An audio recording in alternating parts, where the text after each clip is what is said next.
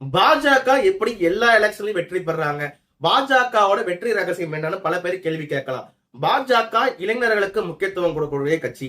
பாஜக அனைத்து சமுதாய மக்களுக்கும் முக்கியத்துவம் கொடுக்கக்கூடிய கட்சி. பாஜக கட்சிக்காக உண்மையாக உழைக்கக்கூடியவர்களுக்கும் தியாகம் செய்யக்கூடியவர்களுக்கும் முக்கியத்துவம் கொடுக்கக்கூடிய கட்சி. அதனாலதான் பாஜக எல்லா எலெக்ஷனையும் ஜெயிக்கிறாங்க.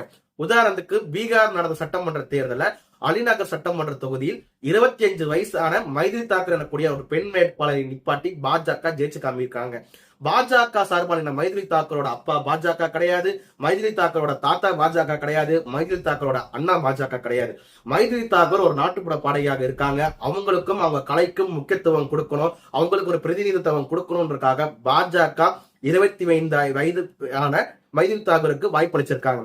எதிர்த்தரப்புல மைதிலி தாக்கூருக்கு எதிராக நின்றவங்க ஆர்ஜேடி வேட்பாளரை விட மைதிலி தாக்கூர் 11,000 வாக்கு வித்தியாசம் ஜெயிச்சிருக்காங்க. தமிழ்நாட்டுல இந்த மாதிரி யாருக்காச்சும் சீட்டு கொடுப்பாங்களா? திமுக கொடுக்க மாட்டாங்க. கேட்டா நாங்களும் இளைஞர்களுக்கு சீட்டு கொடுக்கறோன்ற மாதிரி எப்படி சொல்லுவாங்கன்னா, மாவட்ட செயலாளரோட பையன், மாவட்ட செயலாளரோட பொண்ணு, வட்ட செயலாளரோட பையன், வட்ட செயலாளரோட மருமக, இவங்களோட கூட்டணி கட்சியில் இருக்கக்கூடியவரோட வாரிசுகளுக்கு, இவங்க கூட்டணியோட சங்கத்துல இருப்பாங்கல்ல விக்ரம் ராஜா பையன், அந்த மாதிரி ஆட்களுக்கு இவங்க சீட்டை கொடுத்துட்டு நாங்களும் இளைஞர்களுக்கு வாய்ப்பளிக்கிறோன்னு திமுக ஒரு ஆத்துவாங்க. அந்த மாதிரி பாஜக பண்ண கிடையாது.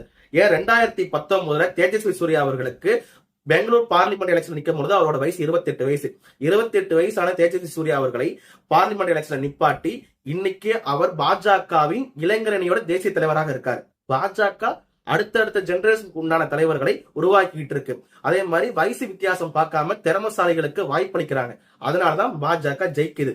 அது மட்டும் கிடையாது, கூட்டணி கட்சிகளுக்கும் அனைத்து சமுதாயத்துக்கும் எப்படி பாஜக முக்கியத்துவம் கொடுக்கணும் ஒரு எக்ஸாம்பிள் சொல்றேனே.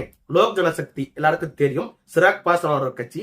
சிராக் பாஸ்வான் அவர்களுக்கு 42 வயசு தான் ஆகுது. அந்த 42 வயசு இளைஞர்களுக்கு பாஜக மத்திய அமைச்சர் அவையில இடம் கொடுத்திருக்காங்க.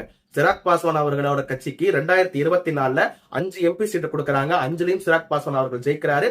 அவருக்கு மட்டும் மத்திய அமைச்சரவையில இடம் கொடுத்திருக்காங்க. பீகார் சட்டமன்ற தேர்தலில் 28 சீட்டு கொடுத்து 21 சீட்ல சிராக் பாஸ்வானோட கட்சி ஜெயிச்சிருக்காங்க. நாளைக்கு அவருக்கு துணை முதலமைச்சர் அவங்க கட்சி வேட்பாளருக்கு கொடுப்பதற்கு வாய்ப்புகள் அதிகமா இருக்கு. ஏன்னா ஒரு பட்டியல் சமுதாய தலைவரை எந்த அளவுக்கு முக்கியத்துவம் கொடுக்கறாங்கன்னு நீங்க இதுல இருந்தே தெரிஞ்சுக்கலாம்.